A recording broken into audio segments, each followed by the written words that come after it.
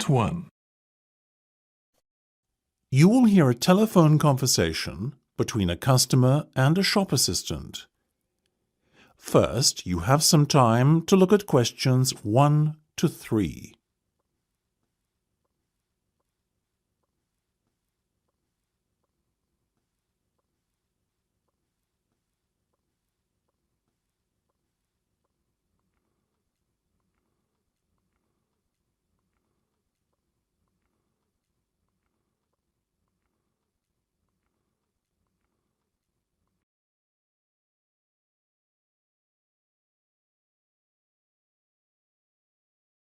You should answer the questions as you listen, because you will not hear the recording a second time.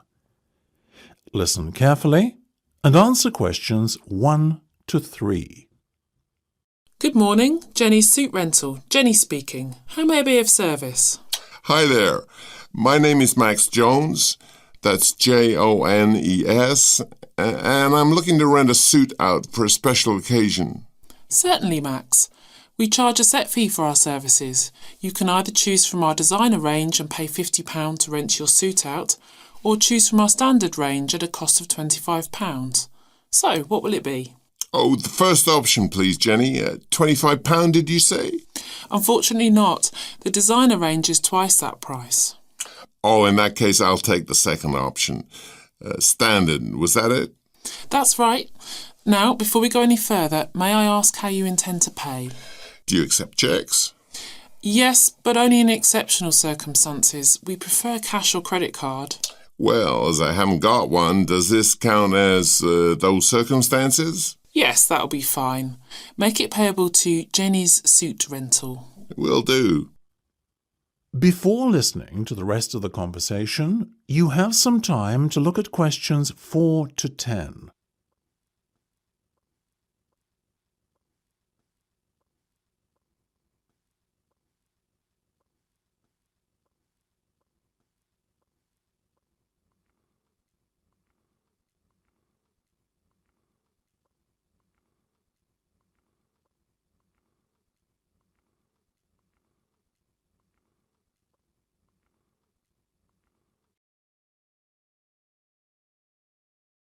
Now listen and answer questions 4 to 10.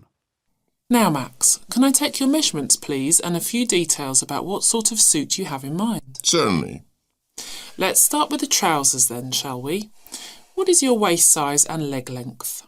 I used to be 32 waist, you know, but these days it's more like 36. Too many cream pies. I've been there. And about the leg, 34? I wish. I'm afraid I'm somewhat lacking in the height department. Not even a 32. 30, I'm afraid. Never mind. As for the colour, could you do a dark grey suit? In fact, we have a very smart one of those in just your size. You're in luck. Now, what about shoes? Same colour? No, I think I prefer something darker. OK, let's go with traditional black then, shall we? What about size? I'm a size 45. By my calculations, that's 10 in our sizes. And style? What have you got? We do suede, nubuck and traditional leather. Definitely the last one. Very well. And will you be wanting a necktie? Do you do bow ties? Of course. I'll put one of those down on your order. Dark grey, I presume? Perfect. To match the suit. I think I fancy a light blue shirt, by the way. Might I recommend a green? Green would go very well with the suit you are renting. Light or dark? I'd say dark. Dark it is then. My neck size is 17 and a half. Hard to believe that a little over a year ago I could fit into a 15, isn't it? Those cream pies again, right? You got it. Now, what about your suit jacket? Same colour as the trousers, obviously, but what size? Medium should be fine. You sure? Yeah. And have you got any of those 3-button ones? I'm afraid not. The 1 and 2 button suit jackets are far more popular at the moment. In fact, the 1 button is all the rage. Let's have that one then. No problem. Now,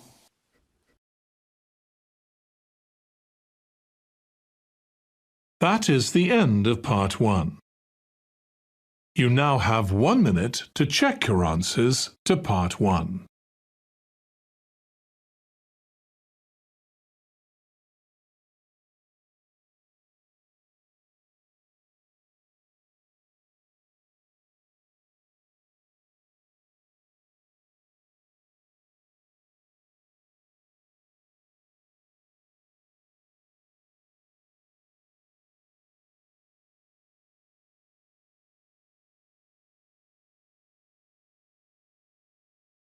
Part 2. You will hear a tour guide talking to her tour group. First, you will have time to look at questions 11 to 18.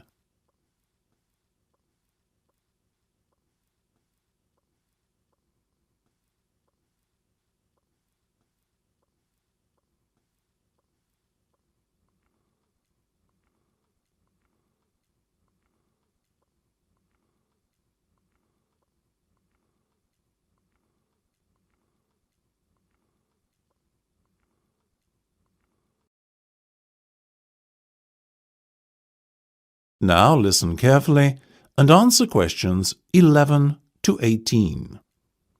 So, here we are in front of the entrance hall on the ground floor of this rather splendid 20th century building, once the home of Lord Redford of Graves, but which now, of course, has been converted into the National Art Museum.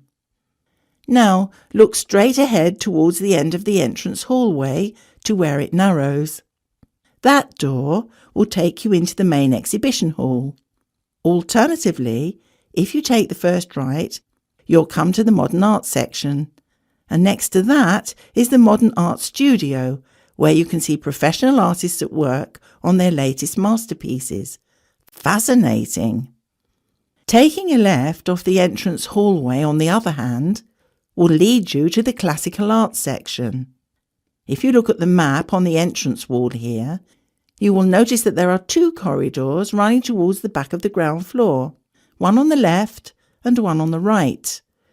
They both lead onto the rear corridor, which is home to a further 4 exhibition rooms. On the far right, we have the landscape section. In the centre of the corridor is the still life section. And on the far left of the corridor, there are 2 rooms.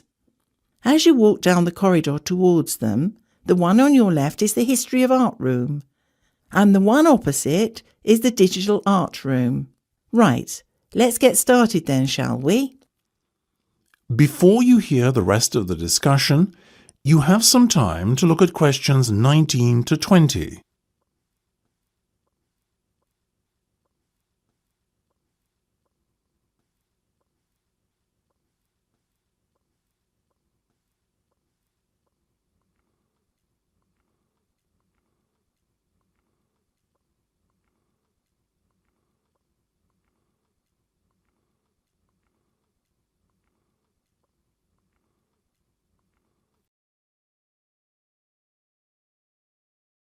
Now listen and answer questions 19 to 20.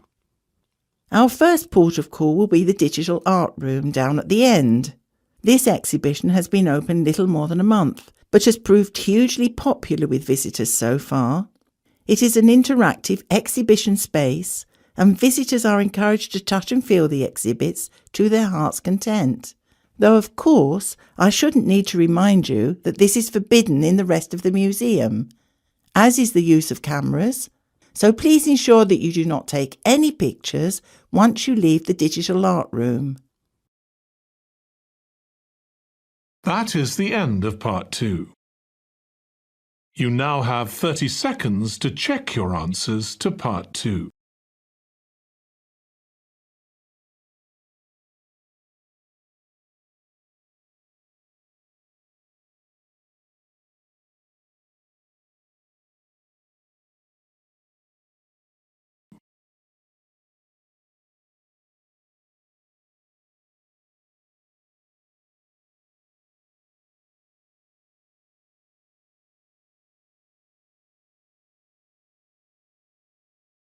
Part 3.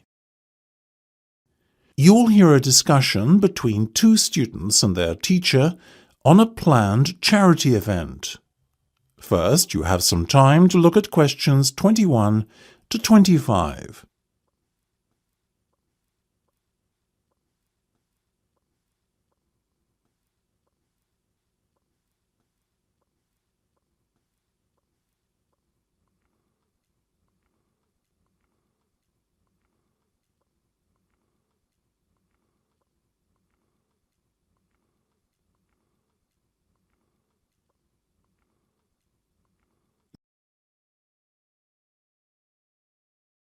Now listen carefully and answer questions 21 to 25.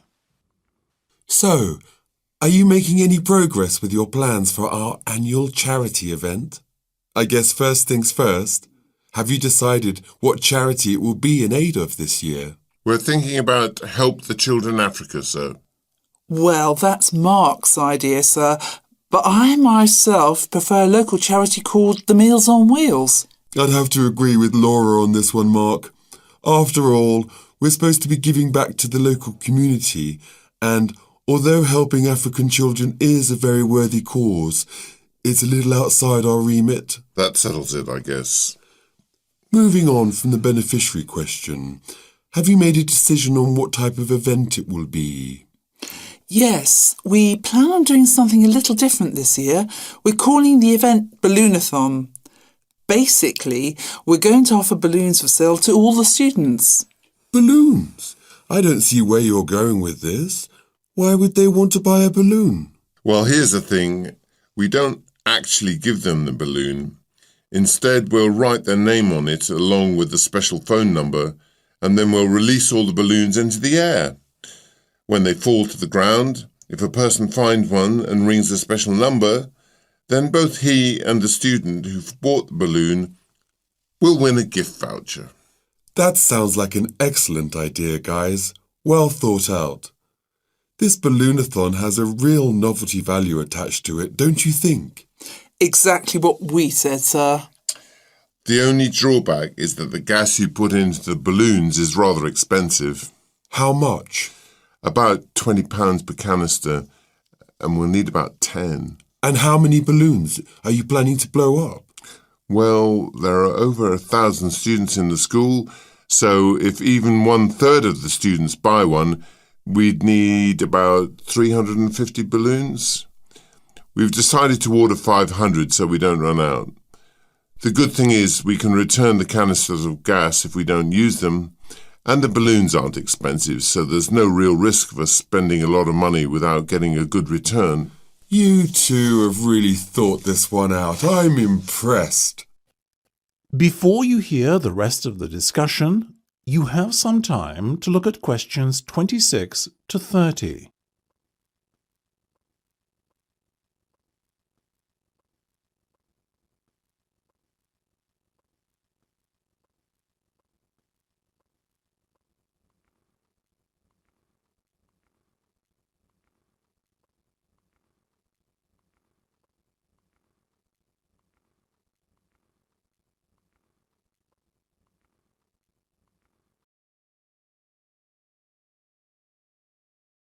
Now listen and answer questions 26 to 30. Thank you, sir. So, how much money do you think we can raise? Well, each balloon costs about 1p, and when it's filled with gas, it's going to cost us about 50 pence. We reckon that if we sell our balloons at a price of £1.50 and we sell all 500 of them, we'll end up making a profit of £1 per balloon. So that's £500 in total. That's fantastic. And it gets better, sir. We've secured a sponsor for our event who's going to give us £1,000. How did you find a sponsor? The balloon company we approached about buying the balloons asked us if we'd be interested in letting them sponsor us too. What's in it for them? They're going to print their logo on every balloon. I think you've done a good deal there. Thank you, sir. So, do we have your approval to confirm our order? Absolutely. But you know, I think we can sell more balloons if we set our minds to it. So why not order double the amount? 1,000 instead of 500. We're going to need more than 10 canisters of gas then. Double the amount, presumably. Correct. OK, let's go for it. Let's make this year's charity event our most successful ever. That is the end of part 3. You now have 30 seconds to check your answers to part 3.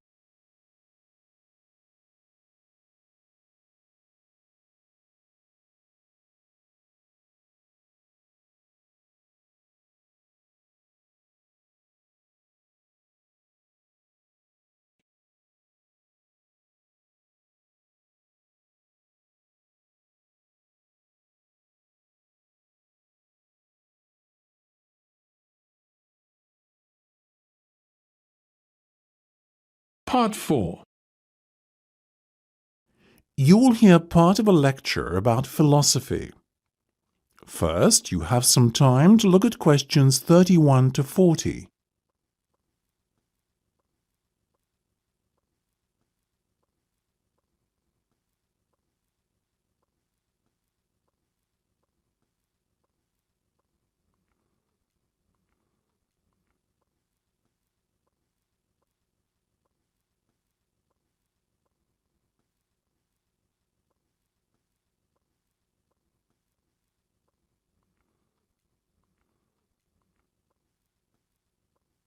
Now listen carefully and answer questions 31 to 40. Most of you, I hope, will be familiar with the name Socrates. The ancient Greek philosopher is perhaps one of the most admired people in history. Socrates led a very noble life. He was, I suppose you could say, an optimist who believed in the good of mankind. According to Socrates, human nature leads people to act correctly and in agreement with knowledge. Socrates believed that evil and wrong actions arise out of ignorance and is famously quoted as saying, "No man knowingly does evil." True to his personal beliefs, Socrates devoted his own life to seeking goodness and truth. Born in Athens, where he lived all his life, Socrates always dressed simply and was known for moderation in both eating and drinking. He brought his teachings to the masses, speaking regularly in public places such as the busy streets of Athens, especially in the area around its great marketplace. He had little regard for public opinion, and always conducted himself in accordance with his own set of rules. Socrates built up a reasonably large following of Athenians looking to learn from his seemingly endless wisdom. But he also had a good many enemies who mistrusted him on account of his unorthodox views on subjects such as religion. Socrates' enemies were what you would call the wrong type of enemy, being powerful and influential Athenians. Their efforts to have him ruined saw him brought to trial on charges of corrupting the young and disrespecting religious traditions. In the trial, Socrates defended himself, claiming that he had done nothing more sinister than enlighten people with a clearer knowledge of the truth, which is essential for the correct conduct of life. He made some remarks aimed at the ruling establishment, suggesting that those who are elected are not necessarily fit to govern effectively. Socrates himself had long ago become disenchanted with the materialistic ways of the upper class. Unfortunately, his views were seen as an attack on democracy and the electoral process, so the jury found Socrates guilty as charged and sentenced him to death. It is thought that many members of the jury resented his unbending pride, and that this may explain the harshness of the punishment handed down to him. Despite being given several opportunities to escape prison, Socrates resisted, and carried out his sentence calmly by drinking a cup of hemlock poison. During his life, Socrates introduced the idea that there are a set of universal standards by which people should be judged. His method, known as the Socratic method, involved discussion between two or more people around some key term. In theory, those party to the discussion should all define the term in the same manner. However, his studies found that this was seldom the case. Socrates encouraged his followers to engage in such discussions with the goal of trying to proceed from less adequate definitions to more accurate definitions over time, the ultimate goal being a true and universal definition that could not be contradicted by anyone. This method tended to expose the ignorance of the Athenians of his day. It showed that many things that they assumed true were in fact false. Socrates also used irony to expose people's ignorance of key concepts. That is, he claimed to differ from others in recognizing that he himself was ignorant.